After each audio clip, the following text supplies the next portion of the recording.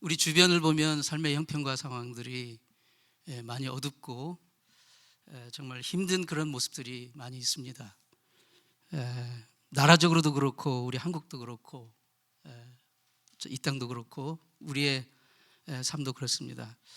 그러나 영원히 변함없는 하나님의 신실하심, 하나님의 신실하심만이 우리의 소망임을 믿습니다. 남아공의 이제 지금 돌아가셨지만 정말 위대한 인권운동가요, 정말 귀한 분이었던 넬슨 만델라 전 대통령이 있었습니다. 그분은 남아공이 오랫동안 그 인종차별로 인해서 수많은 사람들이 희생되고 핍박받고 어려움을 겪었잖아요. 그게 맞서서 정말 평생을 헌신하고 싸워온 만델라 대통령은 그것 때문에 27년 동안 감옥에 갇혀 있었어요. 27년 동안. 그러니까 젊은 평생을 완전히 감옥에서 이제 살았던 분인데, 그분이 감옥에 있을 때 그분의 딸이 아기를 낳게 됐어요. 그래가지고 아기를 낳아가지고 아버지 보여주려고, 그러니까 할아버지 보여주려고 감옥에 데리고 왔어요. 아버지, 이 아이의 이름 좀 지어주세요. 그러자 만델라는 그 아이의 이름을 희망, hope이라고 지어줬습니다. 희망. 나는 감옥에 있지만 한 번도 단 하루도 희망을 포기한 적이 없다. 희망은 여전히 나와 함께 있고 앞으로도 희망은 나를 떠나지 않을 것이다. 그러면서 그 손주의 이름을 희망이라고 지어줬습니다. 만델라가 석방되던 날 전 세계 TV가 생중계를 했어요. 오래전 일이지만. 근데 27년 만에 감옥을 나오는 그의 모습은 도대체 27년 동안 감옥에 있었던 사람이라고는 믿어지지 않을 만큼 너무나 평안하고 너무나도 기뻐하고 너무나도 확신에 찬 그런 모습을 보여주셔서 수많은 세계인들을 정말 깊은 인상을 남기고 감동을 주었습니다. 그는 남아공 최초의 흑인 대통령이 됩니다. 그리고 자기를 그렇게 핍박하고 자기를 감옥에 집어넣고 학대했던 그 사람들에게 원수 갚지 않았어요. 보복하지 않았습니다. 그는 오랜 감옥 생활 속에서도 희망의 봄을 단 한순간도 놓지 않고 기다렸습니다. 기다림은 그에게 있어서 진정한 자유와 소망, 그리고 사랑이 무엇인지를 보여주었습니다. 그렇습니다.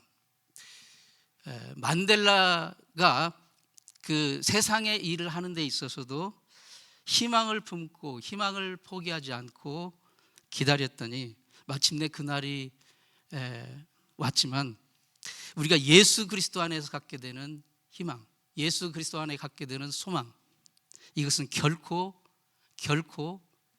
무너지지 않습니다.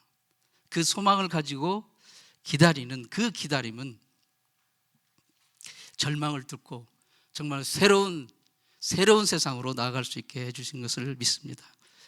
그런데 많은 사람들은 사실 조급증에 사로잡혀 있습니다. 기다리는 것 굉장히 힘들어합니다. 못 견뎌합니다. 기다리는 일은 언제나 어렵습니다. 특히 한국 사람들이 빨리빨리 병이 있잖아요. 빨리빨리라는 것 외국 사람들도 알 정도로 기다리는 일 힘들어합니다. 한국 사람들은 뭐든지 빨라야 합니다. 배달 민족의 후예답게 배달도 신속 배달, 퀵 서비스. 사탕을 입에 넣으면 천천히 그것을 음미하면서 다 녹을 때까지 녹여 먹여야 되는데 오두둑 씹어 먹습니다. 제가 그렇습니다. 오래전에 커피 자판기 앞에서 실험을 했는데요. 한국에 있는 커피 자판기에 실험을 했는데 10명 중에 4, 5명이 동전을 넣자마자 그 자판기 기계 입구 뚜껑을 열고 컵에 손을 붙잡고 4, 5명 그러고 있더랍니다. 기다리는 것이 어렵습니다. 기다리는 것이 어려워요. 지금 이 기간은 교회력으로 대림절 기간입니다. 또는 대강절 기간인데요. 신약시대 이후 교회의 절기는 대림절, 그리고 성탄절, 그리고 주현절, 그리고 사순절, 그리고 부활절, 그리고 성령 강림절, 오순절이죠. 오순절이 굉장히 길게 하고 그 다음에 이제 다시 또 대림절인데, 그러니까 일반 달력으로는 이 기간이 연말이지만 교회력으로는 사실 대림절부터 시작해요. 대림절이 시작절기입니다. 시작절이에요. 근데 대림이라는 말이 지금 한문이 나와 있지만 기다릴 대자예요. 그리고 임이라는 것이 임할림, 강림한다. 그래서 누군가 임함을 기다리는 거예요. 근데 여기서 누구는 바로 예수 그리스도시죠. 예수 그리스도의 임함을 기다리는 절기. 그래서 대림절은 기다림의 절기입니다. 이제 영어로는 애드벤트인데, 무엇을 기다리는 거예요? 바로 세상의 구주 메시아로 오실 예수님을 기다리는 거예요. 그리고 이제는 마지막에 심판주로 다시 오실 예수님을 기다리는 거예요. 이중적인 측면이 있습니다. 사실 기독교의 믿음은 이 기다림입니다. 이 세상 인생 여정 마치고 저 영광의 나라에 들어가 내 생명의 구주 예수님을 만나는 최고의 기쁨의 그 순간을 기다리는 거예요. 그래서 성도는 기다림의 사람들입니다. 기독교는 기다림의 믿음이고요. 구약의 백성들도 결국 기다렸어요. 누구를 기다렸어요? 메시아를 기다렸어요. 그리고 세례 요한이 와가지고 기다렸던 그 메시아가 오실 것이다. 그런데 준비해라. Make the straight for the Lord. 예수 그리스도의 오실 길을 기다리며 준비하라. 세례 요한이 그렇게 선포했습니다. 내 뒤에 오시는 이가 그를 기다리라. 기다리되 회개하라. 죄를 회개하라. 이 대림절 기간은 우리 자신을 돌아보면서 회개하고 깨어 기도하면서 주님을 맞을 준비를 하는 그런 절기입니다. 그래서 대림절 기간을 겨울의 사순절이라는 별명이 있어요. 겨울의 사순절, Winter Lent. 그래서 교회의 그 예전 색깔, 예식 색깔로 보면 대림절과 사순절은 같은 색깔이에요. 보라색이에요. 퍼플. 이 보라색은 뭘 상징하냐면 슬픔과 회개, 그리고 소망과 기대를 상징하는 색입니다. 그러니까 이 대림절 기간은, 이 기간에 세상 사람들은 성탄절의 그 들뜬 분위기에 휩쓸려서 이 절기의 주인공이 누군지도 모르고 그냥 즐기고 재밌게 하고, 그러나 우리 성도는 기다리는 사람들입니다. 차분하게 자신의 삶을 말씀의 거울에 비추어 보며 회개하고 사랑과 헌신의 삶을 실천하는 그러한 중요한 절기입니다. 이 대림절을 지나면서 세상의 구주 메시아로 오시는 예수님을 맞기를 기다리면서 기다림의 백성, 우리는 어떤 자세로, 어떤 태도로 기다려야 할까요? 첫째로 하나님의 은혜를 기억해야 됩니다. 기다리는 성도가 가져야 될 첫 번째 자세는 하나님의 은혜를 기억하는 거예요. 오늘 본문을 보겠습니다. 4절 말씀 같이 한번 보겠습니다. 바울은 이 고린도 교회에 편지를 쓰면서 4절에서 이렇게 감사를 표현합니다. 다 같이 읽습니다. 시작. 그리스도 예수 안에서 너희에게 주신 하나님의 은혜를 인하여 내가 너희를 위하여 항상 하나님께 감사하노니. 이게 기다림의 백성이 가져야 될 첫 번째 자세예요. 너희에게 주신 하나님의 은혜, 그 구원의 은혜인 거예요. 구원의 은혜를 인하여 항상 하나님께 감사합니다. 그 구원의 은혜는 하나님의 그리스도 안에서 값없이 주신 하나님의 선물입니다. 우리가 신앙생활을 한다는 것은 모든 것이 하나님의 은혜라는 것을 고백하는 거예요. 그게 신앙생활의 핵심이에요. 이 은혜를 놓쳐버리면 그건 신앙생활이 아닌 거예요. 모든 것이 하나님의 은혜라는 것을 고백하는 거예요. 이 은혜를 놓친 신앙생활 있을 수 없어요. 우리는 구원을 믿음으로 받잖아요. 그런데 하나님 그 구원을 은혜로 주시는 거예요. 값없이 주시는 거예요. 그래서 그 믿음 또한 하나님의 은혜인 것입니다. 사랑하는 성도 여러분, 하나님의 말씀이 믿어지는 것이 은혜 중에 은혜입니다. 내가 한번 막 이를 악물고 막 주먹을 불끈 쥐고 믿어봐야지 한다고 해서 믿어지는 게 아닙니다. 성령님이 우리에게 오셔서 감동해 주셔야 믿어지는 거예요. 그런데 그게 하나님의 선물이라는 거예요. 하나님의 은혜라는 것입니다. 그래서 에베소서 2장 8, 9절에서 이렇게 말씀합니다. 에베소서 2장 8절 9절 다 같이 시작. 너희가 그 은혜를 인하여 믿음으로 말미암아 구원을 얻었나니 이것이 너에게서 난 것이 아니요 하나님의 선물이라. 행위에서 난 것이 아니니 이는 누구든지 자랑치 못하게 하려 함이니라. 사랑하는 성도들, 우리가 어떻게 예수를 믿게 되었습니까? 저는 어렸을 때 9살 때 저희 셋째 누님의 손에 이끌려 처음으로 교회를 나간 이후 단 한 번도 교회를 떠나본 적이 없지만 그것은 내가 선택한 게 아니었어요. 전적으로 하나님이 저를 선택해 주시고 인도해 주셨습니다. 하나님의 은혜였던 거예요. 그 은혜를 인하여 믿음으로 말미암아 구원을 얻은 거예요. 우리에게서 난 것이 아니에요. 하나님이 거저 선물로 주신 것입니다. 우리의 노력, 우리의 공로, 우리의 똑똑함, 우리의 잘남, 다른 사람보다 더 선하게 행한 것, 그거 아닙니다. 전적으로 하나님이 값없이 주시는 은혜의 결과예요. 그래서 우리가 예수를 내 구주로 고백한다는 것은 이 하나님의 은혜에 대한 당연한 반응인 거예요. 베풀으신 그 은혜를 감사하며 주님께 영광과 찬양을 돌리는 것, 그게 우리의 예배입니다. 그런 점에서 예배는 1차적으로 지난 한 주간 동안의 삶의 여러 가지 어려움 속에서도 우리를 지켜주시고 보호하시고 구원하시고 이끌어주신 그 하나님의 은혜에 감사와 찬양을 드리는 자리, 그게 예배예요.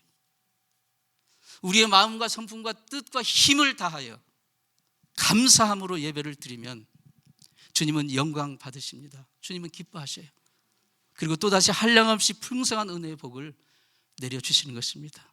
이것이 바로 기쁨과 감격이 넘치는 예배의 비결이에요. 그러므로 구원의 은혜에 대한 감격이 없이는 예배가 성립될 수가 없습니다. 구원의 은혜에 대한 감격이 없는 것은 예배가 아니에요. 아무리 작고 사소한 것이지만 그것을 보면서 하나님의 은혜를 느끼고 감사하는 것, 그게 예배고 하나님 그것을 기뻐하십니다. 하나님의 법궤가 블레셋에게 빼앗겼습니다. 오랜 세월 동안. 근데 그게 마침내 다윗이 왕이 되어서 다윗성으로 들여오게 됐어요. 모든 이스라엘 백성들은 기쁨과 감격으로 거리에 쏟아져 나와서 그 오시는 하나님의 그 법궤를 기다립니다. 성도는 기다림의 백성이에요. 그 법궤를 기다리는 거예요. 드디어 제사장들이 어깨에 이제 그 고리에 꿰가지고 어깨에 매가지고 법궤를 다윗성 안으로 들어오게 됩니다. 다윗도 왕이지만 왕궁에 가만히 점잔을 떨면서 앉아 있을 수가 없었어요. 밖으로 뛰어나갔습니다. 기쁨의 춤을 추며 하나님의 법궤를 맞이합니다. 왕으로서의 체험도 위엄도 다 내려놓고 정말 어린아이처럼 기쁨과 감격으로 춤을 추면서 뛰면서 법궤를 맞이했습니다. 이것이 구원받은 성도가 하나님께 드리는 예배의 모습입니다. 여러분, 요즘에 한국에서 아파트라는 노래 있다면서요? 삐끼삐끼 춤도 있고, 그거 이렇게 하는 사람들 보면 얼마나 기쁘고 즐겁게 하는지 모릅니다. 세상 사람도 구원이 없는 것에 그렇게 기뻐하고 하는데, 우리에게 구원을 주신 그 하나님 앞에서 우리가 삐끼삐끼 춤이 아니라, 아파트 춤이 아니라 그보다 더하게 우리가 해야 되지 않겠습니까? 바울은 고린도전서 15장 10절에서 이렇게 고백합니다. 같이 한번 고백합니다. 시작. 나의 나된 것은 하나님의 은혜입니다. 다시 한번 고백합니다. 나의 나된 것은 하나님의 은혜입니다. 내 삶의 모든 것 하나님의 은혜라는 거예요. 이것이 바로 우리의 고백이 되어야 됩니다. 참된 하나님의 자녀는 내 힘으로, 내 능력으로 안 된다는 것을 깨닫는 자예요. 신앙생활에서 제일 미련한 사람은 내가 했어, 내가 똑똑해서 했어 라고 힘주는 사람입니다. 우리의 입술은 항상 주님이 주어가 돼야 돼요. 주님이 하셨습니다. 주님의 은혜입니다. 주님의 은혜가 아니면 아무것도 아닙니다 라는 그 고백이 되어야 돼요. 내게 주신 건강, 직장, 학업, 일할 수 있는 터전, 주님의 은혜라는 거예요. 우리가 이렇게 예배를 같이 모여서 드릴 수 있는 교회를 주신 것, 이게 은혜입니다. 이 모든 것이 우리 주님께서 우리에게 한없이 베풀어 주신 그 은혜라는 은혜의 선물입니다. 이 은혜를 깨달은 자만이 진정한 감사 예배를 드릴 수가 있어요. 은혜를 깊이 경험하면 할수록 우리는 낮아지고 겸손하게 되는 거예요. 기다리는 성도가 가져야 될 두 번째 자세는 예수님이 다시 오실 소망을 가지고 오늘을 준비하는 거예요. 그리스도인은 예수 믿고 구원받은 순간 이미 하나님의 자녀가 됐어요. Already. 예수 그리스도를 나의 구주로 믿고 고백하는 순간 우리는 구원받고 하나님의 자녀가 되었습니다. 이미. 그래서 우리는 어떤 인간적으로 우리 육신의 부모님 밑에서 태어났지만, 그러나 우리의 진정한 영적인 아버지, 우리 영원한 나의 아버지, 하나님의 자녀가 된 거예요. 이미 already. 그러나 아직 천국에 들어간 건 아니에요. 이 땅에 죄악으로 가득한 이 땅을 여전히 발을 딛고 살아가는, 그래서 우리는 구원을 시작했지만, 구원의 여정을 시작했지만 우리가 천국에 들어가지 않았기 때문에 아직 구원이 완성된 거 아니에요. 피니시 라인을 통과한 것이 아닙니다. 그래서 성도의 아이덴티티는 이 땅에 사는 동안 이미 그리고 아직 사이에서 가고 있어요. 이게 이제 그 신학적으로도 굉장히 중요한 그런 그 표현인데, already, not yet. 이미 그리고 아직, 이 둘 사이에서 우리가 지금 가고 있는 거예요. 교회도 마찬가지입니다. 교회도 바로 이미와 아직 사이에서 가고 있는 믿음의 공동체이기 때문에, 그래서 우리가 천국에 들어갈 때 우리의 성화가 완성이 되는 거예요. 우리는 여전히 진행 중이고 공사 중이에요. 그러니까 미완성인 거예요. 인격적으로나 신앙적으로나 거룩함으로나 우리는 아직 미완성이에요. 가고 있는 중이에요. 그렇기 때문에 이 땅에 있는 보편적인 모든 교회들은 여전히 공사 중인 거예요. 여전히 공사 중이에요. 그래서 완성된 교회도 없고 완벽한 교회도 없습니다. 하나님이 기뻐하시는 바로 그 교회, 하나님의 나라가 임하는 그 교회를 이루기 위해 계속해서 공사해가며 진행 중인 거예요. 천국의 순례를 하고 있는 길인 것입니다. 참된 신앙은 지금까지 베풀으신 하나님의 그 은혜를 기억하고, 그리고 주님이 다시 오시는 그 내일의 소망을 가지고 오늘을 헌신과 충성으로 준비하는 것입니다. 오늘의 삶의 무게에 짓눌려 가지고 오직 눈앞에 있는 현실의 이슈만을 생각하면서 거기에만 몰두하고, 장차 오실 하나님의 나라를 생각하지 않고, 장차 우리가 주님을 만나게 된다는 그것을 생각하지 않고, 주님 만날 그날을 준비하지 하면서 살아가지 않는다면 우리의 모든 삶을 결산하는 그날, 주님이 다시 오시는 그날, 그것은 가장 어리석은 시간이 될 것입니다. 기다림에 있어서 중요한 것이 조급함을 버리는 것입니다. 우리는 종종 급하게 서두르다 일을 그르치는 경우가 많습니다. 아브라함이 하나님의 언약을 기다리지 못하고 인간적인 생각으로 몸종인 하갈을 취해서 이스마엘을 낳았잖아요. 그러니까 이스마엘은 사실 조급증이 낳은 결과입니다. 하나님은 그게 약속의 씨가 아니라고 말씀하십니다. 아브라함의 조급함이 결국 이스마엘을 낳았고, 그리고 그 후손은 이삭의 약속의 후손과 계속해서 지금까지도 끊임없이 싸우고 다투는 불행의 씨앗이 되고 만 것입니다. 기다림에는 인내가 필요한 것이죠. 혹시 여러분 가운데 인내로 기다리지 못함으로 하나님의 타이밍을 잡지 못하고 일을 그르친 경험은 없습니까? 하나님의 때를 기다리고 하나님의 나라가 내 삶에 임하는 것을 분별하면서 인내할 줄 아는 것, 그러면서 주님 만날 그것을 준비하는 그 성도, 이것이 성도의 지혜요 능력인 것입니다.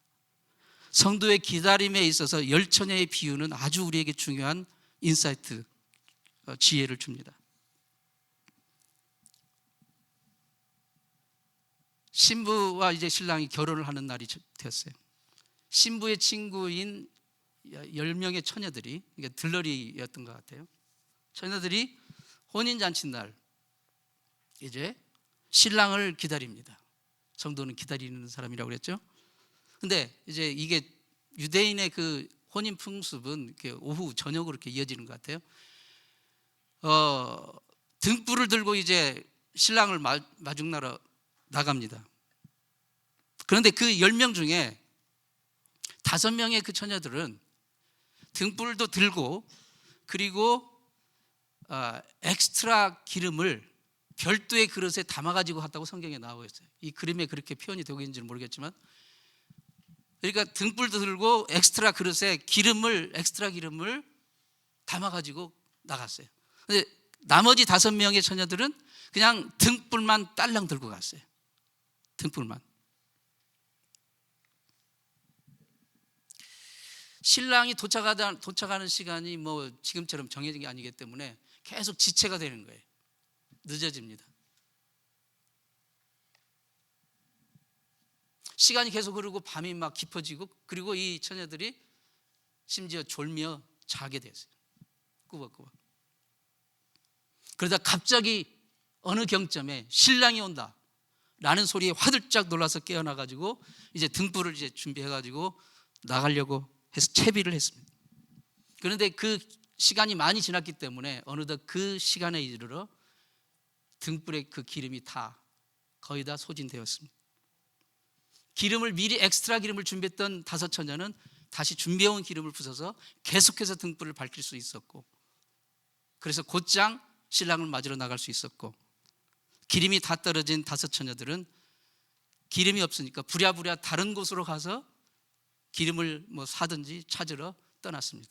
근데 그러는 와중에 신랑은 도착했고, 그리고 이 5 처녀만이 혼인잔치 그 문으로 들어가서 문은 닫혔다고 성경은 기록합니다. 문은 닫혔어요. 나중에 나머지 5 처녀들이 기름을 구해가지고 와서 열어달라고 했지만 열어주지 않았다고 성경은 말하고 있습니다. 사랑하는 성도 여러분, 구원의 문은 지금 누구에게나 열려 있어요. 그러나 그 구원의 문이 언제까지나 영원토록 열려 있는 거 아닙니다. 닫힐 때가 옵니다. 주님이 천사장의 호령나팔로 다시 오실 때 구원의 문은 닫힙니다. 우리가 이 땅에 살아있는, 육신을 가지고 살아있는 동안의 구원을 얻을 수 있어요. 그러나 우리가 육신을 벗게 되면 구원의 문은 닫힙니다. 죽은 사람을 위해서 아무리 우리가 살아있는 자손이 기도한다 한들 지옥에서 천국으로 옮기지 않습니다. 그런 얘기를 하는 것은 다 미신이고 성경이 아니에요.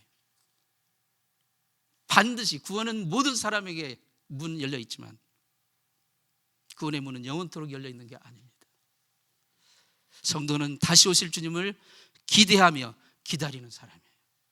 기다리되 무작정 기다리는 게 아니라 등불을, 기름을 준비해야 됩니다. 기름을 준비하며 근신하고 깨어서 언제 주님이 오신다 해도 바로 맞이할 수 있는 그 준비를 하는 자만 주님의 혼인잔치에 들어갈 수가 있습니다. 기다리는 성도가 가져야 할 3번째 자세는 하나님의 신실하심을 믿는 겁니다. 하나님의 신실하심. 고린도 오늘 그 교회 교인들은요, 신약성경에서 굉장히 참 이슈가 많았던 교회였어요. 굉장히 이제 교회도 컸고 하나님께 많은 은사와 은혜를 받았어요. 사실 오늘 본문에도 표현되어 있지만 그들은 굉장히 언변에도 탁월했대요. 말도 잘하고. 그리고 많은 영적인 은사와 영적인 지식을 하나님께 받아서 가지고 있었어요. 그런데 안타깝게도 그 많은 은사와 지식 때문에 오히려 교만에 빠졌어요. 그 결과 교회 안에는 분열과 갈등, 혼란과 무질서, 심지어 성적인 문란함의 타락에까지 빠졌어요. 그래서 정말 문제가 많았던 교회가 고린도 교회였습니다. 그래서 사실 그들은 원래 엄청난 하나님의 은사와 그 은혜를 받았던 사람들이에요. 그런데 그럼에도 불구하고 하나님은 이 고린도 교회를 포기하지 않으셨습니다. 그래서 바울 사도의 편지를 통해서 그들의 죄와 영적인 타락을 지적하시고 회개를 촉구하신 것입니다. 그래서 바울 사도의 그 책망을 받아 회개하고 죄악에서 돌이킨다면 주님이 다시 오실 때 책망할 것이 없는 자로 견고하게 서게 될 것을 기대하셨습니다. 이것이 바로 하나님의 신실하심이에요. 지금 우리의 삶에도 고린도 교회가 받았던 그 책망의 요소들이 혹시 남아있지는 않습니까? 세례 요한이 회개하라, 천국이 가까웠다, 오시는 분을 기다리는데 회개하라. 우리가 주님을 기다리는 성도로서 우리가 시급히 해야 될 것이 바로 죄에서 돌이켜 회개하는 것입니다. 우리가 이 자리에서 거룩하신 하나님 앞에 나와 그분을 예배할 수 있는 것은 하나님의 신실하심 때문입니다. 우리의 연약함과 부족함에도 불구하고 하나님은 그 사랑으로 우리를 기다려 주십니다. 성도는 기다림의 사람들이라고 했죠. 그런데 하나님은 정말 기다리는 분이에요. 기다리시는 하나님이십니다. 하나님은 우리가 회개하기를 기다리시는 거예요. 하나님은 우리가 죄의 삶에서 돌이켜 하나님께 돌아오기를 기다리십니다. 이것이 바로 하나님의 신실하심이에요. 신실하심. 탕자는 아버지의 품을 떠나 세상에서 허랑방탕했지만 아버지는 단 하루도 그 아들을 잊지 않았습니다. 문 열어놓고 아들이 돌아오기를 기다렸어요. 기다렸습니다. 누가복음 15장 20절에 보면 드디어 아들이 집에 돌아오는 장면이 나와요. 이제 아들이 인생의 가장 밑바닥에서 드디어 하나님의 그 은혜를 깨닫고 내가 살 곳은 결국 아버지 품이다라는 것을 깨닫고 돌아옵니다. 이 장면이 이렇게 나와 있어요. 같이 한번 읽습니다. 시작.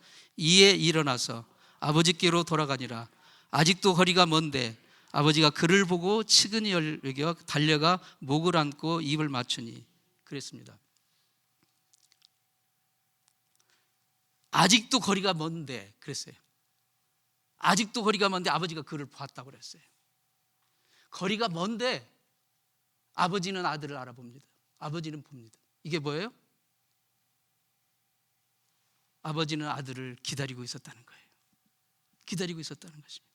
이게 하나님의 사랑입니다. 이게 하나님의 신실하심이에요. 어쩌면 우리 모두는 하나님 앞에 탕자와 같아요. 그럼에도 불구하고 주님은 끝까지 참으시고 기다려 주십니다. 아들이 마음을 고쳐먹고 집에 돌아왔어도 정작 아버지는 이미 아들을 포기하고 아들을 기다리지 않았다면 어떻게 됐을까요? 아들의 돌아오면 아무런 열매가 없는 거예요. 아들의 돌아오면 행복한 결말을 맺을 수가 없는 거예요. 그래서 하나님이 우리를 기다려 주심, 그게 우리의 소망입니다. 우리가 아무리 회개하고 우리가 기다리고 우리가 인내해도 하나님이 우리를 기다려 주시지 않으면, 하나님이 우리를 그 사랑으로 기다려 주시고 우리를 용납해 주시지 않으면 다 그게 소용없는 거예요. 그래서 예수님을 기다리는 이 대림절에 우리의 기다림을 의미 있게 할 수 있는 유일한 근거는 하나님이 우리를 기다려 주시는 하나님의 신실하심이에요. 여러분, 이 사랑을, 이 은혜를 잊지 말기를 바랍니다. 교회는 판단하고 정죄하는 것이 아니에요. 교회는 여전히 공사 중입니다. 남과 비교하는 것이 아니에요. 기다림을 훈련하는 것입니다. 서로 격려하면서 주님 만나는 그날을, 주님이 다시 오실 때 우리가 주님 앞에 영광스럽게 설 수 있는 그날을 기다리는 같이 기다립시다. 같이 인내합시다.